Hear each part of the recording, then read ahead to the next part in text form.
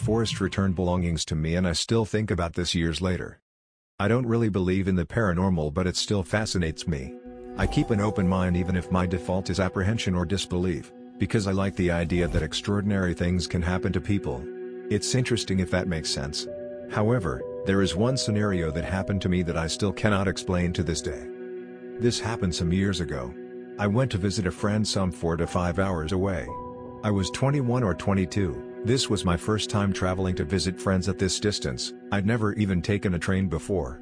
My friend used to live in my city, but his family moved when we were younger. Still kept in touch, he'd visit sometimes, and this was the first time I'd visit him. His family lives in a much smaller town, and it was also fairly rural.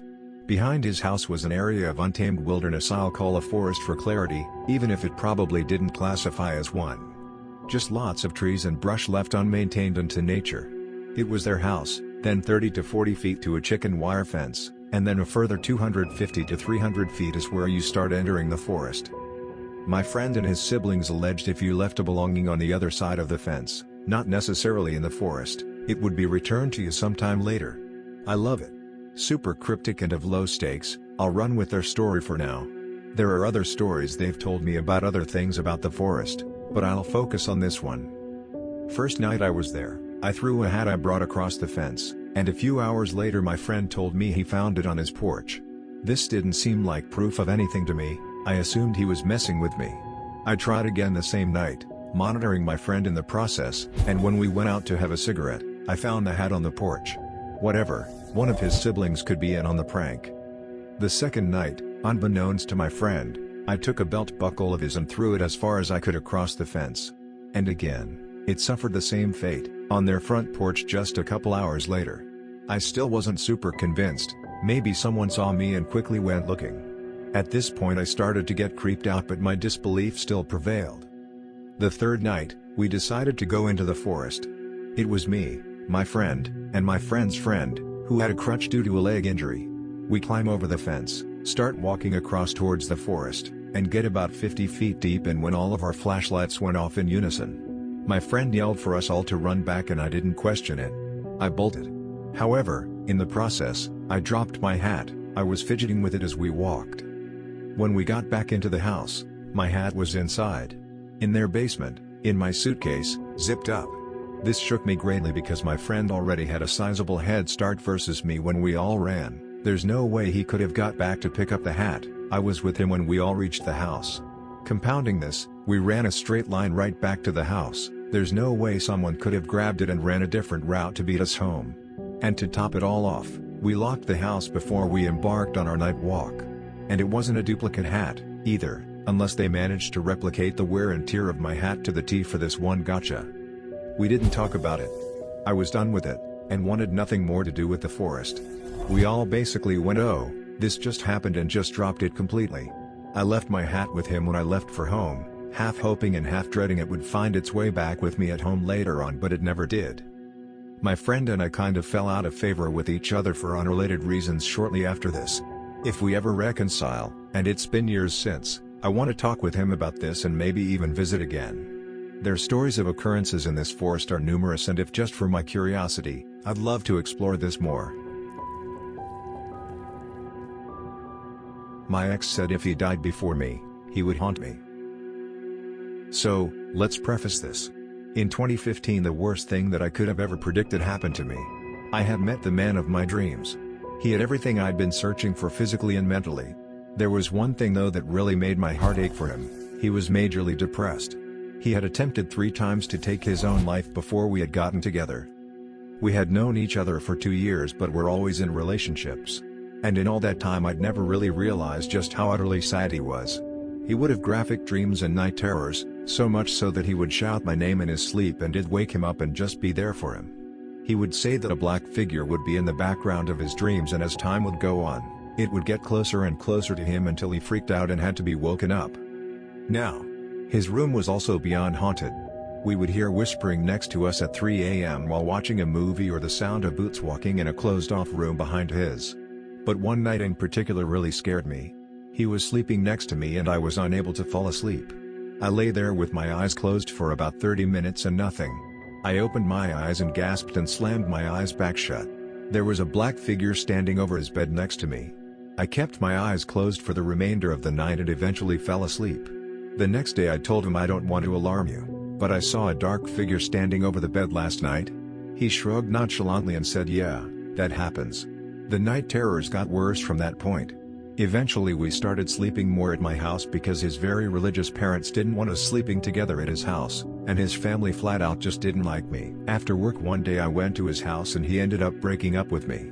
But there was something wrong. He was crying the whole time. He had said that he wanted to be single because he hadn't been for so long and wanted to focus on himself for once. I was very supportive of this, but heartbroken. He told me he wasn't in love with me, but cried when he said it. He hugged me and kissed me. I packed up all my clothes and as I was leaving, he said, if I survive this, I need to know you're going to be okay. That always haunts me. He'd told me what was going to happen and at the time I didn't even realize it. I replied, survive this? You're the strongest person I know. You can do anything. He smiled and held his head as I walked to my car. He died the next day. He rode his bike 110 miles per hour into a freeway divider after telling a co-worker if I were to die on my bike tonight, I wouldn't mind. The next years were hell for me. And a couple of very paranormal things happened. He had told me if I die before you, I'm going to haunt the shit out of you. And he did. This post is already so long, so I'll make this short. I would hear his keys outside. They used to get caught in my patio chairs because of this guitar bottle opener he had. It would make a specific sound. My dogs would get up immediately and start barking. I would check to see if anyone was there, but no one was outside. One night when I was writing my book, I had the end of All Things from Panic at the Disco playing on my phone on YouTube and sobbing. My phone kept locking. iPhones don't lock when YouTube is on. It happened about 3 times before I said out loud, "Are you serious?" And my phone turned on and said, "I'm serious" through Siri. This was an iPhone 5C. To use the Hey Siri function, the phone had to be connected to a power source. Mine wasn't. I stared at my phone and started crying and called my mom. Things have happened since then. Some as frequent as early last year. But it doesn't scare me. If anyone were to haunt me, I wouldn't mind it being him. I'm a skeptic and remain a skeptic, but a drive with my dad a few years ago really gave me the creep. This is going to sound cliché, but it happened and I've always wanted to share it.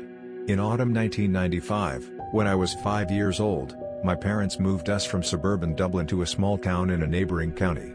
Nowadays, that area would almost be considered suburban, but back then it was the middle of nowhere, right before Ireland's economy started to really boom. They bought a house that was about 2 kilometers from the village in a field surrounded on all sides by farmland with a little cowshed directly touching the edge of our land. It had a long driveway up to the house, 3-bedroom 1900s dormer bungalow. As a suburban kid, I hated the place as soon as we moved there. My parents were in their late 20s/early 30s at the time, had grown up in the city and wanted to experience country life, so it was an opportunity to do a renovation. When we moved in, the place was rancid. Nobody had lived in the house for decades. I remember the water running yellow from the taps and the kitchen being non-existent when we moved in and the heating wasn't installed yet. On our first Saturday there, I remember we watched what I think was GoldenEye, could have been a trailer for it that I remember. I was only 5, beside an electric heater with duvets around a tiny TV.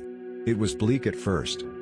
As it moved into winter, my parents were renovating room by room and I experienced my first memorable snowstorm. Our electricity went out and I remember my mom trying to keep me chill while she lit candles. Over time things got better and they renovated the upstairs room first. When you walked up the stairs there was one big room. We all put our beds into that, connected to an attic space which I remember helping my dad put rat traps and that sticky bug tape into. Anyway, over time they renovated all the rooms in the house and it turned out really nice. It was very 90s with loads of bright colors and a country kitchen. But my mother was really depressed there. This was a time before the internet took off, and in Ireland at the time once you left the cities you only had 3 channels and they were all Irish, which in 1995 was not a good thing. She felt isolated and I remember a few times she let me take the day off school and stay home, I think because she was lonely. Anyway, in August 1996 they gave up and moved us back to the city. They bought a really nice brand new home right before house prices skyrocketed and I even got to rejoin the class I had spent a couple of months with in 1995. In 2011 when I was 21 my dad and I went for a drive together and decided to drive back to that town. He started telling me stories about that house, and suddenly a bunch of experiences I'd had suddenly made sense. Remember that big room upstairs?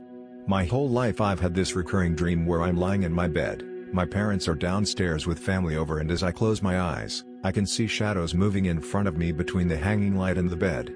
As if someone is walking back and forth in front of me. I've had that dream maybe 20 times. My dad told me that one of the major reasons they left was because they felt the place was haunted. My mom was already depressed being alone there while he commuted into the city every day, but that she also had experiences that made it very difficult for her to be alone by herself. Both of them had also experienced the shadows and the lights. He told me that once she was brushing her teeth in the downstairs bathroom, felt a cold sensation, and then the back of her robe was pulled so hard that she dropped her toothbrush. But the bit that really freaked her out was me talking to myself. My sister had been freaked out by this too. One night, and I remember this as clear as day, my parents had friends over. I was playing in my bedroom, now downstairs, and I had an 80s arcade machine in my room that my dad had gotten somewhere.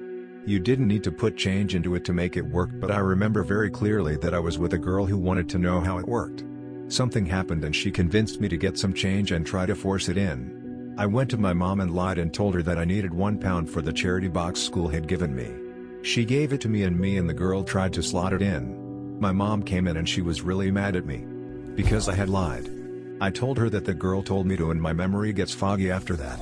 My dad in the car that night told me that there never was any girl, and that wasn't the first time I had seen her.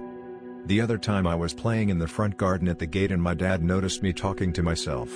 He came over and I told him I'm just talking to the girl, and I remember him being like, okay, that's nice, and not making a deal of it, but again there was no girl. One time when they weren't looking and I was with her, she touched me for the first time. This is the only time I really thought as a kid that something was strange. She touches my hand and immediately disappeared. I mean, I was 5 and I didn't know what had happened, but one minute she was there and the next she was gone, and I had this incredible need to take off the t-shirt I was wearing.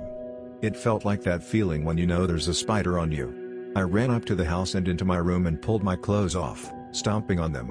My mom noticed this too, but I don't remember anything after that.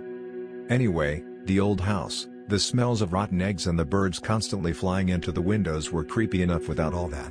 It apparently really sunk in with my dad when he was at the mechanics in town one day making small talk, and one of the lads said, "You're brave living in that place." Apparently, it had been abandoned for years and had been known locally as a very creepy spot that people would stop and look into on country walks, wondering about it.